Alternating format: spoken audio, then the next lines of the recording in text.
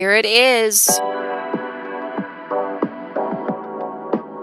Hello everyone, and welcome to my Twitch channel. So, how are y'all doing? It is officially 2021. Yay for that new year. So, this is a special drawing, y'all, because it's a redraw from my high school sketchbook. So, this is actually the original sketch. I call it the Beholder. This is the drawing that we're going to be doing tonight. So, this is the official redraw that I did, and I'm really excited. It's going to be so beautiful. Let's jump right in. Real quick pause. So what I'm doing right now is when I have to do color line art, but I can't do the lines enough yet to be able to fill in the area. I kind of color the area with the color that I want to use, so that I don't lose track of the color and so that I don't get confused about what colors go where. So I kind of do this little fill in here just as a little reminder to help myself out. So that's what we're doing. I didn't have a lot of trust for the workforce and for job security anymore, and I was just very focused on basically wanting to work for myself and have more control over my livelihood and not just have my whole world just turned upside down and the rug just pulled out from under me at the whim of some employer just because they can. And I was doing pretty awesome because in 2019 I was making enough money with my little collaboration of collecting all these different gigs and things that I did on a regular basis. And I mean, it wasn't the best, and I still was working toward being able to not live paycheck to paycheck, but it was better than it was before. And then 2020 happened. And the funny thing about that is that at the beginning, when I made my little goals and resolutions and stuff on January 1st, of course I had no idea what was going to happen this year. I had no idea what we were all going to go through. And so I made my goal last year that it was going to be my year of financial stability. And I was actually on track for that goal. I really, truly was. I would have been able to reasonably meet that goal last year had all of the of 2020 not happened. All of a sudden last week, it was the wildest thing. Squishy went viral, like straight up viral. Just like one of the posts that I made of him on Facebook just like went out of control and got like 13,000 likes. Like it was enormously crazy. And we actually had some sort of like small news outlet basically reached out to me, and they wanted to do an interview about Squishy and about me. And so, yeah, that's going to run next week. I'm really excited about it. We talked all about how Squishy has gigantism and what that means for him and what I do for him. And that was pretty cool. Don't remember what the inspiration was for this drawing when I originally sketched it in high school. Like, I have no idea why exactly I drew it. I do know that, like, in general, I was a very moody kid in high school. Surprise. No surprises there. I was a very moody, dramatic kid in high school, and a big part of that was like I was just struggling with a lot of different stuff, and I wasn't really good at being a social human being, and I was recovering from some pretty severe bullying in junior high. We're talking, I have permanent physical and psychological damage because of what happened to me. It's pretty serious and horrible, but I digress. So yeah, I was kind of messed up, and so I drew a lot of weird, surreal, sad, sometimes like, I don't think violent is the right word, but like I drew a lot of like death, like this, you know, this picture is of like the dead fairy and stuff. Like I drew a lot of stuff like that, and I just drew a lot of stuff that was just very weird and fantastical. So my mind was just all over the place back then. So I don't know what specifically inspired this drawing, but that's kind of the headspace that I was in back then. I do think specifically this sketchbook was from my junior year of high school, so I think I was about 16 years old. So yeah, I think that's about where I was at. Back then when I was a kid, I didn't really understand the concept of doing body blocking in order to do proportions. And basically what that means is you do this, like you understand the measurements of how the human body is proportioned and the way that the different shapes make up the human body. I'm gonna run out of room. And then, down there would be the feet, and then you got your hands, oops, and then you go from there and I'm just doing this real rough real quick for y'all right now. I normally draw way better than this. This is just like quick demo time right here. But yeah, so you like build on that wireframe and you understand how anatomy and proportions and all that fun stuff, and you go from there and you keep building in the details until like it actually looks like a person. Whereas when I was a little kid, like I used to draw like this. So I saw an anime, they had the V-shaped faces or the U-shaped faces, and I would just like, oh, and then they have hair and woo, hair, and then I would draw their neck like that, and it was always like way too long. And then they would have like the most awkward shoulders ever, like this, and I had no idea how to draw a chest, so I was just kind of like, yeah, this is where boobs are, right? Like, I don't know, sure. And then like I would usually draw them like this because I was bad at drawing hands, so I would just be like, yeah, there's hands like this, and I don't know where like body parts go, and yeah, so I would draw people like this, and you can tell like which one looks more proportionate. No contest. Drawing has always been kind of like a meditative activity for me, and so that was kind of freeing for me in 2020, was being done with my Geisha Hands project and having the freedom to just draw whatever I felt like, and it didn't necessarily have to be for a thing. It could be just like this drawing. This isn't for a thing. I mean, technically it's for y'all, it's for this Twitch channel, but it's not an illustration for a book. It's not a commission for a client. Like, it's not a thing. I'm just like, I'm drawing it because I feel like it. And it felt really good to be able to do that again, where drawing wasn't so much a task. It was just something I felt like doing, because all of that work just kind of goes poof. What do you do with yourself? So that's kind of what I did, is I just looked at my projects and looked at stuff that I really needed to work on, and that's just kind of what I did all year. And that's kind of what I'm doing with 2021 with my year of perseverance, is I'm just kind of continuing with that, where I'm like, I don't really know what to do otherwise other than just keep moving forward, keep working on my projects. All I really can do. And that's why I've also reiterated on my social media and here on my Twitch channel that it's like, please don't compare your work or your goals to mine, because that's not fair to you. And honestly, at the end of the day, the most important goal that all of us have is to just make it through the year. Just make it through the year, make it through the pandemic, just come out alive on the other side. That's everybody's biggest goal. And unfortunately, a lot of people did not make it with us to 2021, and that is really sad. And it's important to remember that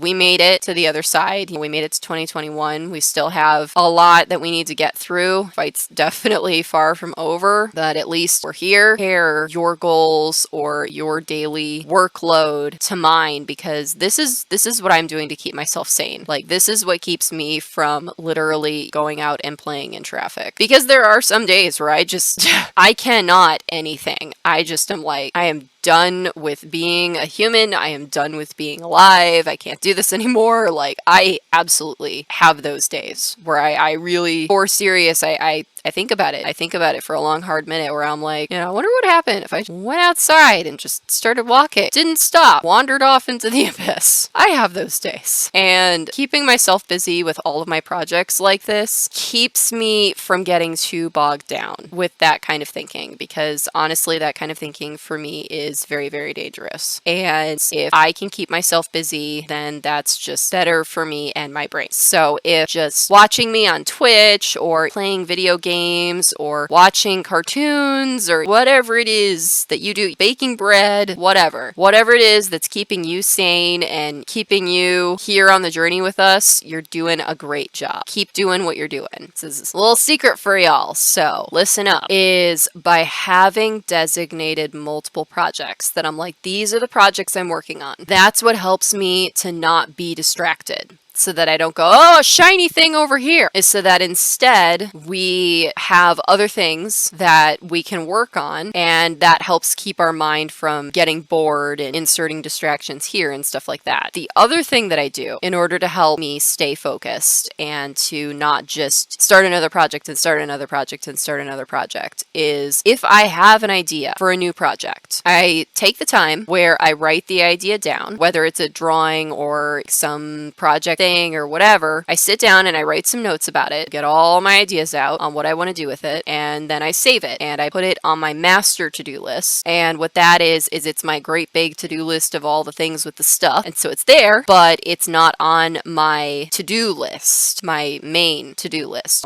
what my daily life is dependent on, that to-do list. Let's see. Ooh, we should probably end that liner there so that I have the idea. It's not going to be lost. It's not going anywhere, but I'm not going to be distracted by it. It's on the to-do list for later. And I do the same thing with writing ideas where I'll just go with it. I'll write down the full idea, whether it's a few sentences or whether it's a few pages. I'll sit with it, get the whole idea out, and then I put it on the master to-do list, and then I get back to work. So that is the secret to how I stay so focused on my projects and how I'm able to actually finish so many projects, is because I know I'm going to get distracted. Like, that's just a given. Like, nobody can just 100% focus on anything. Like, that's just not a reasonable expectation. We are human beings. We get distracted by things. It's just how we operate. You can't fight it. So the best thing is to just let your brain have its distraction. Be like, okay, we're gonna sit with this for like 20 minutes, an hour, whatever. And then once we get the idea out, we're done. No more distraction. What are you doing? Hi, baby.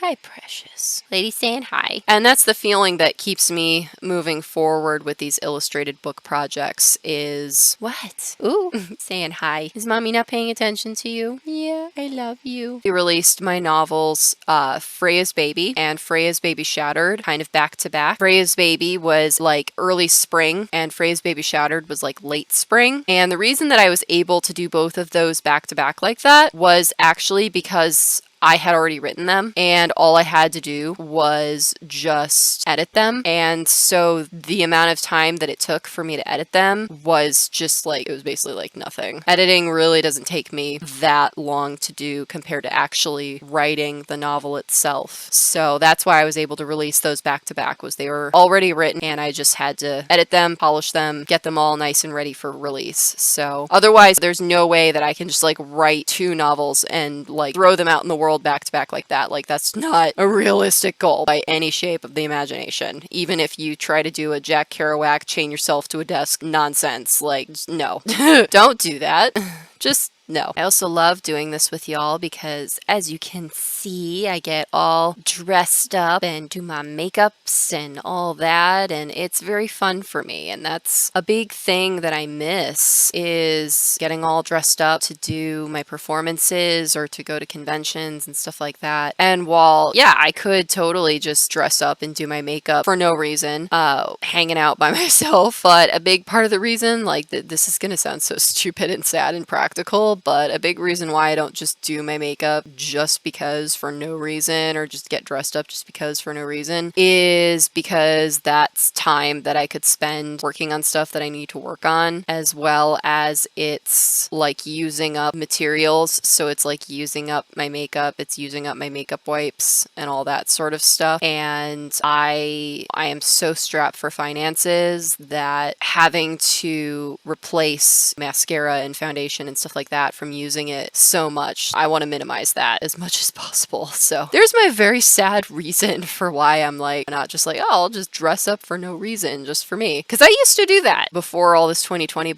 Some days I would just be like, I feel fancy. I would just dress up just for no reason, just because, for fun. And now I'm like, I don't have time for that. All right, we're gonna do a little cheat here, a little cheat for y'all. Do a layer underneath it so that I can just color it and not mess up the stuff I've already colored over it. And ta-da, magical. Instead of trying to fill in around all those details. No thanks to that. Like, the closest I've ever been to being like, I am super crazy amazing at video games is I've gotten so good at playing the Super Nintendo Super Mario World that I remember there was a party I was at when I was in community college, and I was super drunk, and they had a Super Nintendo, and I decided to sit down and play it, and I beat the whole game in one sitting, just completely drunk off my.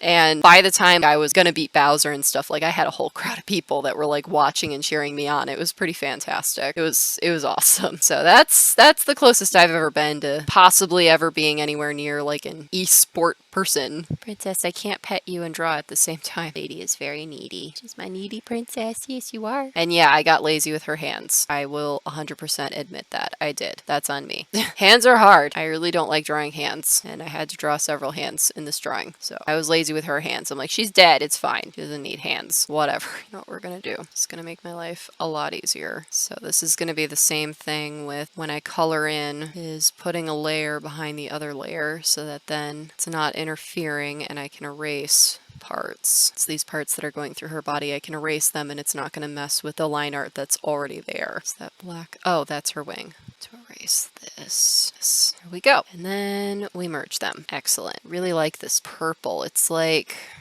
here, let me look at it again.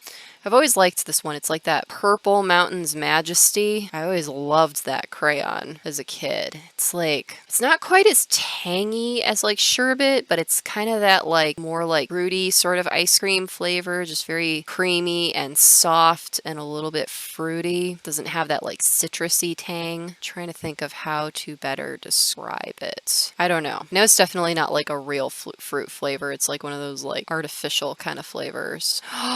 You know what? I know what it tastes like. It tastes like almost like a combination of like blackberry and blueberry ice cream. That's what it tastes like. But like super duper heavy cream, almost like homemade ice cream. But then like the fruit part is like that like artificial flavoring. It's not like the real fruit. That's what this color tastes like. I think this is all the time that we have for today. We only have 6 minutes left. I don't think we have time to do the big fairy wings. That's going to be a lot of detail. Here it is. We are almost done with all of the color blocking for this drawing. Next Saturday, we'll be able to finish the color blocking, and then we'll do shading and details, and hopefully we will finish this amazing drawing next week. Thank you so much for being here. I hope y'all have a good start to your new year, and you know, you've got your goals and you got your desires, and I hope they all come true. So here's to 2021. Thank you all so much. Bye bye.